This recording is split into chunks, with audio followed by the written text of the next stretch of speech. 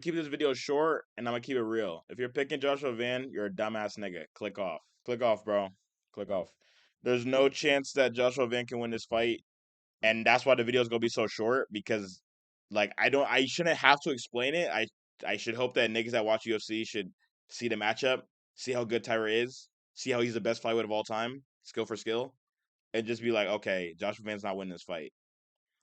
But just for the niggas, I'll break it down. I'll break it down. All right. Look, and also if you watching this video, the lighting's not gonna look like this, bro. Big light outside window in front of me. I'm finna block that shit off with these black curtains. Next video. Okay, bet. My first point is that Taira just essentially had the perfect tune-up for this fight. So, you know, tune-up in boxing, right? Before a big fight, these guys have a tune-up with a similar style and an opponent that's gonna give them the confidence. Except Taira didn't even do confidence. He just had the same style. So Moreno is literally a better version of Joshua Van. If you really if you put Joshua Van here and Moreno is way more complete than them, and they have the same skill level of boxing. Except Joshua Van's throwing more output later in his days than how much Moreno is, but Moreno used to throw hella output against guys like Pantoja and Figueiredo. So, like I said, Moreno's a better version of him because he has the BJJ, he has the grappling, where it wouldn't just look like on paper like Tyra's gonna smash him, even though he did. He literally made Moreno look like a nigga that can't fight. So he made Moreno look like he couldn't box.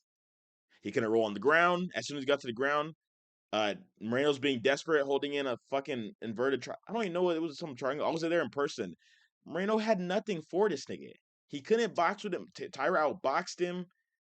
He just had essentially a perfect performance. So, mind you, Joshua Van's a little ass nigga. He's a petite little 5'3" boy, super small. Moreno is actually, you know, a regular nigga for flyweight. And Joshua Van is supposed to be like a little petite atom weight. Taira's strength mogged that nigga. That's something that people should be looking and be like, oh no.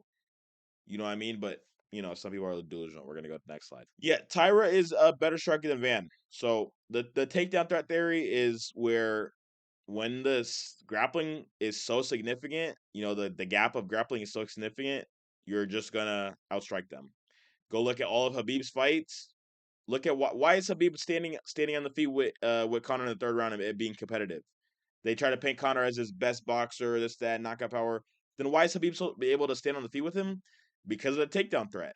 Why do you think Islam's such a great striker and he's going tit for tat with Destin, Volk? Because of the takedown threat. And Taira has entered himself in that true takedown threat theory. You know, so because his takedown, his grappling is so dominant, he's allowed to do that now. So not only is Taira when Taira started his career out striking first, so not only can he actually strike, like Habib's not a good striker, but he still had that takedown threat theory. But Taira has that with the good boxing. He's gonna fuck him up. Please listen to me. Don't put Joshua Van. Don't pick this nigga. It's impossible for him to win this fight. And him being a better striker than Van literally removes Van's chances to win. So Van now has no chance to win because he doesn't have a puncher's chance. He's not gonna submit. What is he gonna do? He's just gonna get his ass whooped. And one thing that people do forget, since Van has been on this tear and he's now champion, is that his chin is suspect, right? Shirez hurt him. I know Shirez dropped Taira too, but no, Shirez was cooking this nigga, hurting him. He's been hurt by other people. Who else did he get hurt by? I'm blanking. You guys will know it in watching this video. He's been hurt by other niggas. Oh, Charles Johnson knocked him the fuck out. But he's also been hurt by somebody else, I think. His chin is suspect, right? And Taira does have big Japanese power. If something lands, he can start shaking ass. We've seen him hurt many times. And like I said, with the strength thing earlier, Taira is way more physical and stronger than him. His Thai plum, he was breaking Moreno up in the clinch.